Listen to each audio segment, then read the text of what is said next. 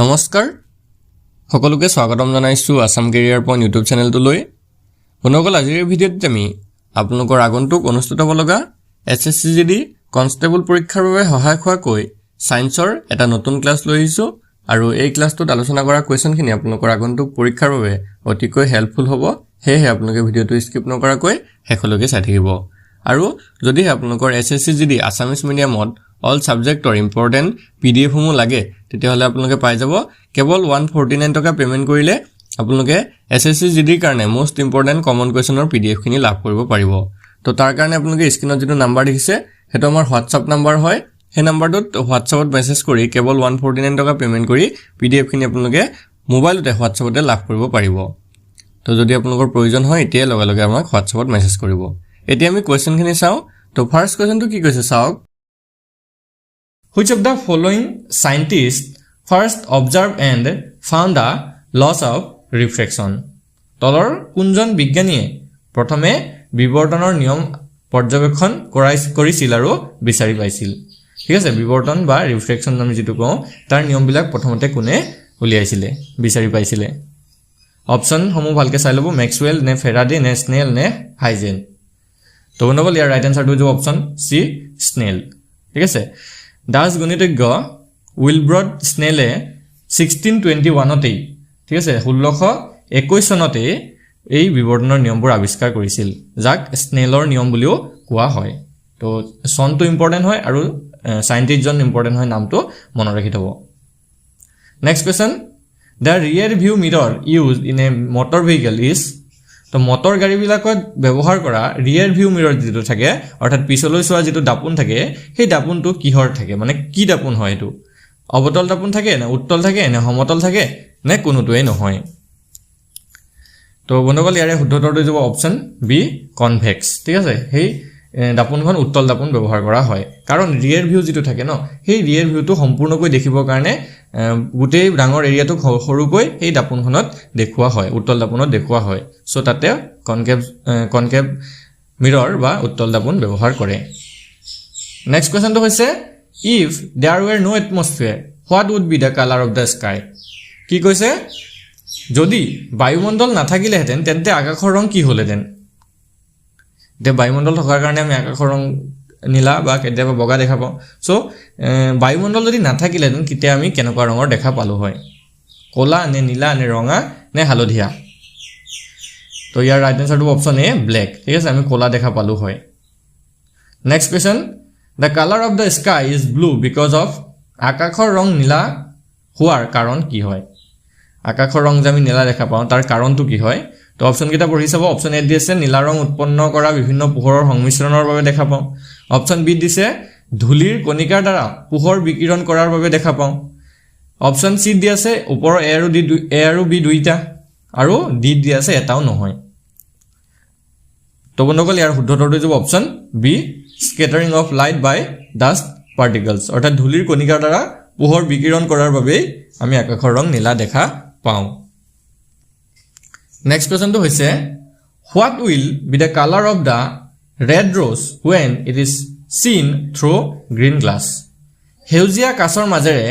দেখা গ'লে ৰঙা গোলাপৰ ৰং কি হ'ব? আমি যদি গ্ৰীণ গ্লাছ বা সেউজীয়া গ্লাছ এটাৰ মাজেৰে ৰঙা গোলাপ ফুল এটাক চাওঁ, ঠিক আছে, তেতিয়া আমি সেই ৰঙা গোলাপ ফুলৰ ৰংটো কেনেকুৱা ৰঙৰ দেখা পাম? হোৱাইট বগা দেখা পাম, ব্ৰাউন মুগা দেখা পাম নে ব্লেক নে য়েলো দেখা পাম? তো কেনেকুৱা ৰঙৰ দেখা পাম? তো এইটো হৈ যাবগৈ অপচন চি। ঠিক আছে, ব্লেক দেখা পাম। ৰঙা গোলাপ ফুলটো কেনেকুৱা দেখা পামগৈ? আমি ব্লেক দেখা পাম। Next question, 3 primary colours use in TV are? ৰঙীন টিভিত ব্যৱহাৰ কৰা 3টা প্ৰাথমিক ৰং হ'ল, ঠিক আছে, যিবিলাক কালাৰ টেলিভিশ্যন থাকে তাত 3টা প্ৰাইমেৰী কালাৰ ব্যৱহাৰ কৰা হয়। সেই কালাৰকেইটা কি হয়? তো ইয়াৰে শুদ্ধ উত্তৰটো হৈ যাব option D green blue and red. ঠিক আছে, গ্ৰীণ ব্লু আৰু ৰেড, সেউজীয়া নীলা আৰু ৰঙা, এই 3টা ৰং ব্যৱহাৰ কৰা হয়। Next question, Newton's first law of motion is the? নিউটনৰ যিটো প্ৰথম গতিৰ নিয়ম আছে বা গতি বিষয়ৰ নিউটনৰ প্ৰথম যিটো সূত্ৰ আছে সেই সূত্ৰটোৰ আৰু এটা নাম কি হয়? তো ইয়াৰ শুদ্ধ উত্তৰটো হ'ব option A law of inertia, অৰ্থাৎ জড়তাৰ নিয়ম। নেক্সট কুৱেশ্যনটো হৈছে, নিউটন ইজ ইউনিট অফ নিউটনৰ একক হ'ল ঠিক আছে নিউটনৰ একক নহয় ইয়াতে আমাক সুধিছে নিউটন কিহৰ একক হ'ব লাগিছিলে ঠিক আছে নিউটন কিহৰ একক হয় ভেলোচিটি নে ফ'ৰ্চৰ নে এনাৰ্জি নে পাৱাৰৰ হয় সো নকল ইয়াৰে শুদ্ধ উত্তৰটো হৈ যাব অপচন বি ফ'ৰ্চ ঠিক আছে বলৰ এসা একক হৈছে নিউটন আমি যে ফ'ৰ্চ প্ৰয়োগ কৰি বল প্ৰয়োগ কৰো কিবা এটা বস্তুৰ ওপৰত তো তাৰ যেটো একক এসা একক হেতু হৈছে Newton next question what measurements are lactometer use for কি জুখিবৰ বাবে বা কি জুখাৰ বাবে লেক্টোমিটাৰ ব্যৱহাৰ কৰা হয় কাৰেন্ট জুখিবলৈ নে উদ্ভিদৰ বৃদ্ধি জুখিবলৈ নে বায়ুৰ চাপ জুখিবলৈ নে গাখীৰৰ বিশুদ্ধতা জুখিবলৈ তো এটো হৈ যাবগে অপচন ডি ঠিক আছে গাখীৰৰ বিশুদ্ধতা জুখিবলৈ অৰ্থাৎ পিউৰিটি অফ মিল্ক তো এই গাখীৰত কিমান গাখীৰ আছে কিমান পানী আছে তাৰ বিশুদ্ধতাটো জুখিবলৈ এই লেক্টোমিটাৰ নামৰ যেটো যন্ত্ৰ হেতু ব্যৱহাৰ কৰে next question what instrument used to measure specific gravity is called নিৰ্দিষ্ট মধ্যাকৰ্ষণ শক্তি জুখিবলৈ ব্যৱহাৰ কৰা যন্ত্ৰটো কি বুলি কোৱা হয় কি বুলি কোৱা হ'ব ঠিক আছে ইয়াৰ ভিতৰতে কোনটো অপচন শুদ্ধ হ'ব সি টো শুদ্ধ হ'ব হাইড্ৰোমিটাৰ ঠিক আছে হাইড্ৰোমিটাৰৰ সহায়ত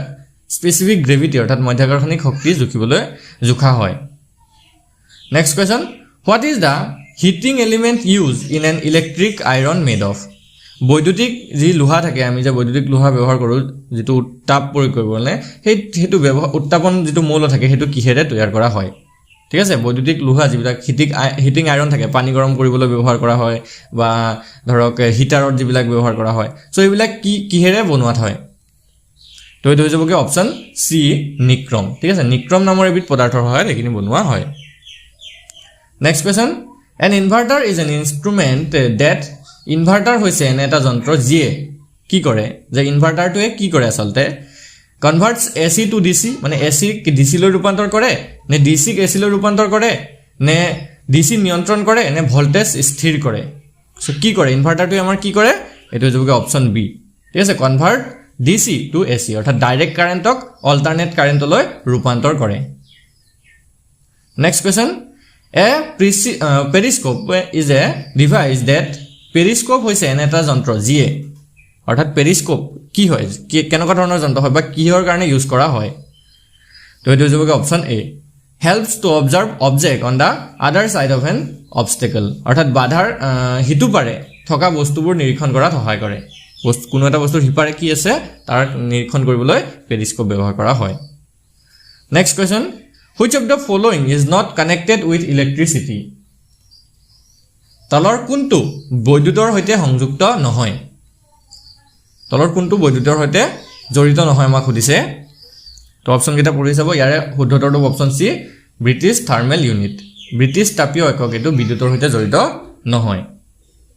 next question find out the non magnetic substance from the following তলৰ পৰা অচুম্বকীয় পদাৰ্থটো বিচাৰি উলিয়াওক অচুম্বকীয় পদাৰ্থ কোনটো হ'ব আমাক সুধিছে তো ইয়াৰ ৰাইট আনসাৰটো অপচন ডি ব্ৰাছ অৰ্থাৎ পিতল ঠিক আছে এই পিতলটো চুম্বকৰ লগত মানে সম্পৰ্ক নাই বাকি আমাৰ চুম্বকে যে আকৰ্ষণ কৰে তেতিয়া হে কোমল লোহাক আকৰ্ষণ কৰিব ষ্টিলক আকৰ্ষণ কৰিব নিকেলক আকৰ্ষণ কৰিব কিন্তু পিতলক চুম্বকে আকৰ্ষণ নকৰে মানে নেক্সট কোৱেশ্চনটো চাক কি দিছে sound of a thunder is heard after the lightning is seen because বজ্ৰপাতৰ শব্দ শুনা যায় বিজুলী দেখাৰ পিছত ইয়াৰ কাৰণটো কি হয় ঠিক আছে আমি যে দেখো যেতিয়া বিজুলী ঢেৰেকণি মাৰে তো আগতে কি হয় বিজুলীটো আহে তাৰ পিছতে আমাৰ শব্দটো শুনা যায় সো তাৰ কাৰণটো কি হয় তো ইয়াৰে ভিতৰত অপচন বি টো হ'ব শুদ্ধ উত্তৰ অপচন বি টো তললৈ গুচি গল তো এটো চাব সাউন্ড ট্ৰেভেলস স্লোৱাৰ দেন লাইট অৰ্থাৎ শব্দই পোহৰতকৈ লেহেমিয়া গতি কৰে পোহৰে বেছি স্পিডত গতি কৰে কাৰণে পোহৰটো আগত আহি পৃথিৱীত পৰেহি বা আমাৰ চকুত পৰেহি আৰু তাৰ পিছতে শব্দই আহি আমাৰ কাণত সোমায় সো তাৰ ৰিজনটো হৈছে এটো next question what unit is used to measure the intensity of sound শব্দৰ তীব্ৰতা জুখিবলৈ কি একক ব্যৱহাৰ কৰা হয় তো এটো হৈ যাবগে অপচন সি ডেসিবল একক ব্যৱহাৰ কৰা হয় next question which of the following can be use as moderator in a nuclear reactor পাৰমাণৱিক ৰিয়েক্টৰত তলৰ কোনটো মডাৰেটৰ হিচাপে ব্যৱহাৰ কৰিব পাৰি তো ইয়াৰ ৰাইট আনসাৰটো অপচন ডি গ্ৰেফাইট ঠিক আছে গ্ৰেফাইটক আমি পাৰমাণৱিক ৰিয়েক্টৰত মডাৰেটৰ হিচাপে ব্যৱহাৰ কৰো next question find out odd one of out of the following তলৰ পৰা অমিলটো বিচাৰি উলিওৱা এতিয়া ইয়াতে চাৰিটা আমাক ওয়াৰ্ড দিছে ঠিক আছে সাইন্টিফিক চাৰিটা ওয়াৰ্ড দিছে তো তাৰ পৰা কোন এটা অমিল হৈ আছে এটা আমাক উলিয়াব দিছে কি দিছে চাওক ক্যালোৰি সেন্টিগ্ৰেড ফাৰেনহাইট আৰু কেলভিন তো ইয়াতে আমি সেন্টিগ্ৰেড ফাৰেনহাইট আৰু কেলভিন এই তিনিটা কি হয় এই তিনিটা হৈছে টেম্পাৰেচাৰ জোখাৰ একক বেলেগ বেলেগ একক ঠিক আছে সেন্টিগ্ৰেডত আমি কেতিয়াবা জুকো কেতিয়াবা ফাৰেনহাইটত জুকো কেতিয়াবা কেলভিনত জুকো কিন্তু ক্যালোৰিটো আমি উষ্ণতা জুখিবলৈ ব্যৱহাৰ নকৰো ঠিক আছে সো ইয়াৰ ভিতৰতে কাৰেক্ট আনসাৰ হৈ যাব অপচন এ ক্যালোৰি বুজি পালে চাগে এই তিনিটা আমি টেম্পাৰেচাৰ জুখিবলৈ ব্যৱহাৰ কৰো হেতুক নকৰো ক্যালোৰিক নকৰো নেক্সট কোৱেশ্চনটো হৈছে ইভাপোৰেশন অফ এ লিকুইড ডেছ কোনো তৰল পদাৰ্থৰ বাষ্পীভৱন হলে কি হয় ঠিক আছে কোনো তৰল পদাৰ্থৰ বাষ্পীভৱন হলে আসলতে কি ঘটে তো ইয়াৰ ভিতৰতে শুদ্ধ উত্তৰ হৈ যাব option C increases with increase of pressure চাপ বৃদ্ধিৰ লগে লগে বৃদ্ধি পায় ঠিক আছে চাপ বৃদ্ধি পালে তেতিয়া এই তৰল পদাৰ্থৰ বাষ্পীভৱনো বৃদ্ধি পায় নেক্সট কোৱেশ্চনটো চাওক when water boils its temperature পানী যেতিয়া উতলে ইয়াৰ উষ্ণতা কি হয় বৃদ্ধি পায় নে কমে নে স্থিৰ হৈ থাকে নে এটা ভালভাৰ চাৰিফালে উঠানমা কৰে কি হ'ব তো পানী উতলিলে কি হ'ব তো এটা হৈ যাব অপচন সি ৰিমেইন কনস্ট্যান্ট ঠিক আছে অৰ্থাৎ পানী উতলিলে ইয়াৰ উষ্ণতা স্থিৰ হৈ থাকে নেক্সট কোৱেশ্চনটো হৈছে Ramanujan is associated with which of the following theories Ramanujan তলৰ কোনটো তত্ত্বৰ লগত জড়িত তো ইয়াৰ শুদ্ধ উত্তৰটো হৈ যাব option A theory of numbers অৰ্থাৎ ৰামানুজন সংখ্যাৰ তত্ত্বৰ সৈতে জড়িত next question the isotope that is used in radiation therapy to destroy cancerous cells is radiotherapy যি আইসোটোপ ব্যৱহাৰ কৰি ক্যান্সাৰ কোষ ধ্বংস কৰা হয় হেয়া কোনটো হয় তো এটো যাব অপচন বি কোবাল্ট 60 ঠিক আছে কোবাল্ট 60 নামৰ এবিধ আইসোটোপ ব্যৱহাৰ কৰি ক্যান্সাৰৰ যিবিলাক কোষ আছে এইবিলাক ধ্বংস কৰা হয় next question which one of the following is a refrigerant gas তলৰ কোনটো শীতল গেছ হয় ইয়াৰ কাৰেক্ট আনসাৰটো অপচন এ ক্লোৰোফ্লোৰোকাৰ্বন ঠিক আছে ক্লোৰোফ্লোৰোকাৰ্বনটো এটা শীতল গেছ হয় next question the chemical which is often used to preserve dead bodies is মৃতদেহ সংৰক্ষণৰ বাবে প্ৰায় ব্যৱহাৰ কৰা ৰাসায়নিক পদাৰ্থটো কোনটো হয় তো এটো হৈ যাব অপচন বি ফৰ্মেলিন ঠিক আছে ফৰ্মেলিন নামৰ এবিধ কেমিক্যাল মৃতদেহ সংৰক্ষণৰ বাবে ব্যৱহাৰ কৰা হয়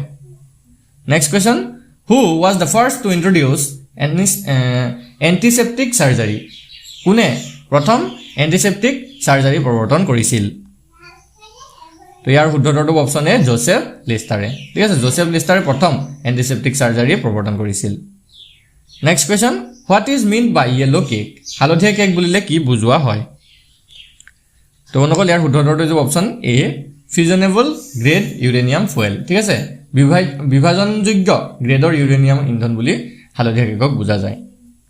next question polio vaccine was discovered by পলিঅৰ ভ্যাকচিন কোনে আৱিষ্কাৰ কৰিছিল